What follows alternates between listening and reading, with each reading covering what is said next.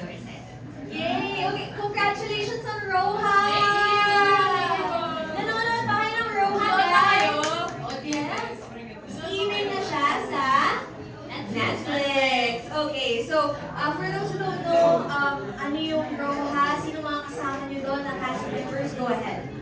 Yes, Roha po is, ang star namin dito is si Donnie and si Kyle. Of course, kasama din namin sila Sir Joel Torre, Miss Lauren Tolentino, Miss Janice de Belen, at sobrang dami pa po. And of course, syempre, I'm with Kai, yung mga new stars din namin. And Roha po is about, parang nasa island kami, tapos nagkaroon ng hostage taking.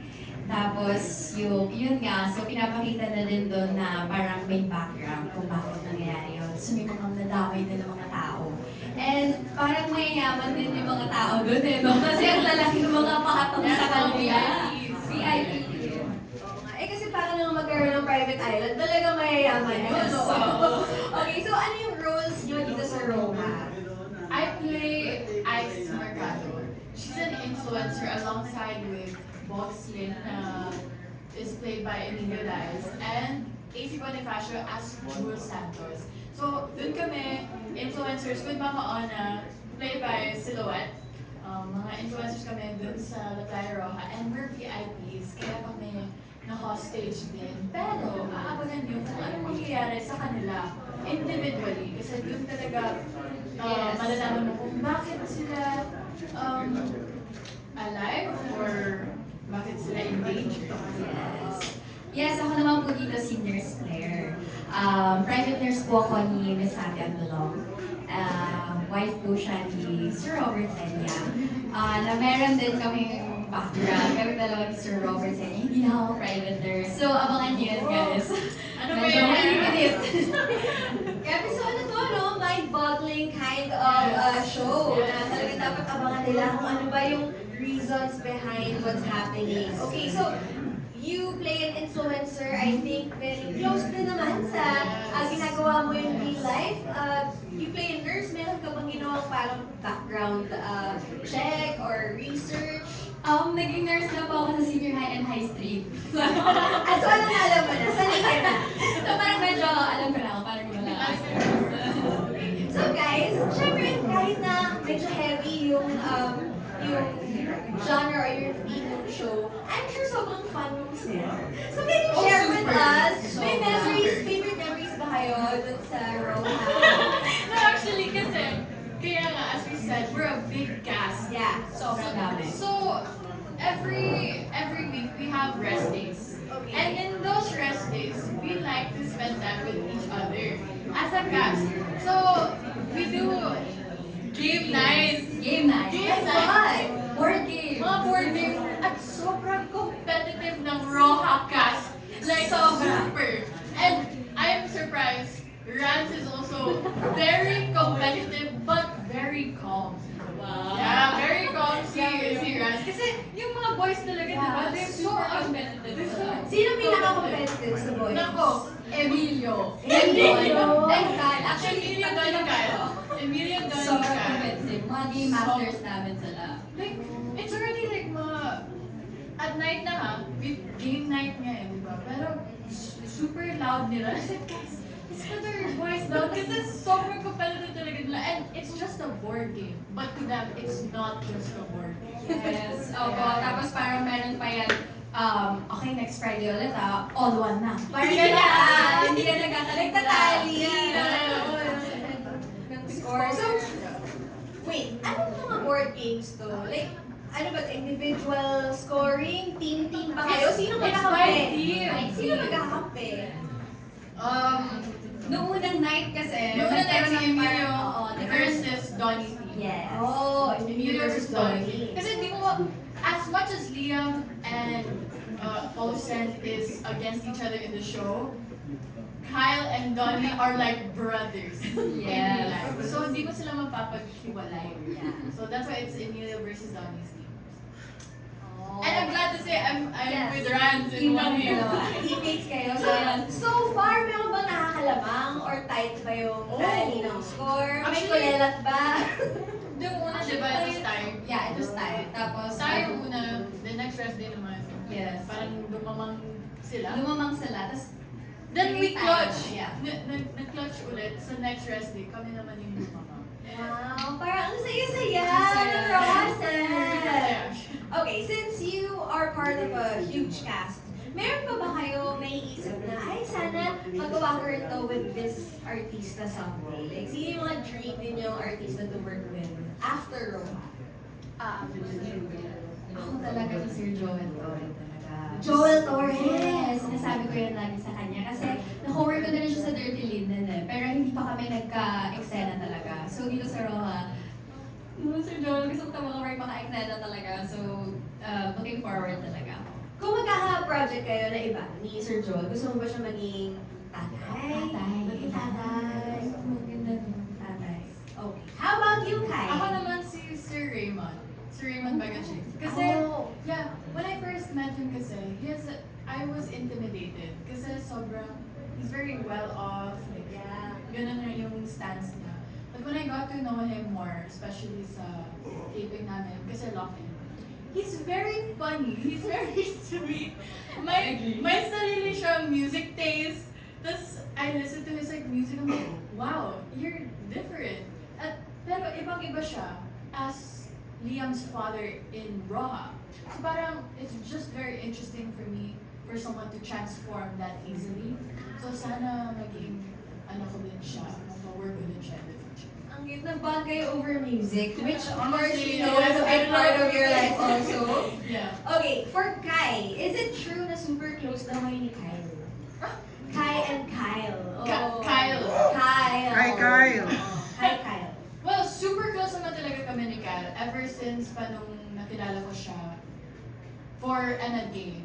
Kasi dun pa lang, kailangan talaga namin i-establish that we're comfortable with each other, we're comfortable to work with each other. Kasi as actors and actresses na parang we need to have this connection on screen, we also need the connection off screen. So, he's a great friend and knowing that baguhan pa lang ako dito sa industry, I'm learning a lot from him and his friends and a lot of even rants. Madami akong nakukuha sa mga actors din sa Roma. So, yes, I can safely say that he is a very close friend of mine. Ooh, how about you, Ran? Sinong pinaka naging close mo naman sa set? Kai! Siya talaga. Kasi, I love Ran! Yeah, I love her. Kasi, well, marami naman akong kilala talaga sa set. Pero kasi si Kai, natatandaan ko nung first night nung board game. Kasi parang nag-bond na sila eh. Parang late kasi ako pumasok. Tapos parang kilala ko naman sila, pero ako talaga, knowing me, parang kahit kilala ko na sila, nahiya pa rin ako. Yeah. First time ko lang sila ulit nakita. And that night, Kai was by my side talaga the whole night. Because And I after, see her. yeah, and after nun, the super competitive na lang. Parang, okay, si Kyle, okay, hindi ako nalito. Super. So after nun, kami na palagi. It's like, yeah, lagi kami rin pumunta. We're in the same, we're in the same vibe. If everyone's like here, our wavelength is like right over here. Tapos kami lang yung nagkakaintindihan yung dalawa. It's okay, let them do their thing. wavelength yan, no? Hindi energy. Kasi obviously, ang taas ng energy niyo. Yes. Yeah. Yes. So, same wavelength. Okay, now let's talk about yung mga things na hopeful kayo for 2026. Because this is the year-ender special ng Star Magic Spotlight Press Con. So, we want to talk about 2026. Ano mga manifestations ninyo for 2026? What are you hopeful for? Ako, I'm hopeful, syempre for more projects, syempre. Tapos, yun, more projects pa. Kasi excited talaga ako, talagang happy ako na marami akong cool projects ngayon. And talagang sineseryoso at sinasabiso ko talaga about mga projects na nakukuha ko. So excited ako. Gusto ko maging busy talaga yung buong 2026 ko. Ayoko pa magpahinga. Wow! Siyempre, pagtuloy-tuloy yung dapat sa 2026. How about you, Kai? Ako din naman, I think as an artista, we all wish for more projects. But aside from more projects, more happiness, more blessings, hindi lang para sa sarili ko, but sa lahat. Even like as a country, world peace. Sana din people will get as much blessings as we will get. Kasi sa 2026, I mean sa 2025, ang dami na namin nakuhang blessings. So sana in the next year, tutuloy-tuloy pa yun. Tutuloy-tuloy pa yun. And yeah, yun lang. Happiness for everybody. Super cute, super adorbs. Okay, so now I know in-store pa lang namin kayo kasi talagang biglang okay na padaan lang sila. So I won't keep you any longer. But what's your message to everyone watching right now? Let's start with you, Rans. Anong message mo sa lahat ng mga nanonood? Invite them to watch. Go ahead. Ayan, maraming salamat po sa lahat ng mga nakatutok ngayon. And thank you po for having us. And of course, don't forget, Rohan, now streaming on Netflix. Napakaganda po nitong Rohan na to. Pinaghirapan namin to at talagang love na love namin to. So sana po, abangan nyo, marami pang mga mangyayari. Madugo at action. Yay! And by the way, guys, congratulations nga pala, Rans. You're the best supporting actress for MMFF. Wait, can you help me say this? Kung maupay man in panahon. That's when more right. Yes. Whether the weather's fine. Oo. So I'm sure marami pa kaming dapat abangan na projects for you. We're so happy for you. And now naman, before we let you speak, Kai, before we give the floor to her, it's a must, syempre, to sing a happy birthday song for her. Happy birthday to you. Birthday ko ba? Happy birthday to you. Happy birthday. Happy birthday. Bibilis ka. Happy birthday to you. Happy birthday to you. Hey, hey! Happy birthday to you. Hey, hey! Happy birthday. Happy birthday. Happy birthday to you. Wow. Make a wish. Hindi ko pa... Ay, sige. Wish mo na. Yay! Thank you! Thank you so much. Okay, now would you like to say a message? Ayun nga, thank you guys so much sa mga sumasubaybay. Sumusubaybay sa Roha at sa everything ng mga ginapong ko. Thank you so much. And again, as Rans has said, Roha is still there, still showing, and it's on Netflix. And it's also in Kapamilya online. So sa mga walang, and I want, sa mga walang Netflix dyan, mapapanood mo yan sa Kapamilya Live.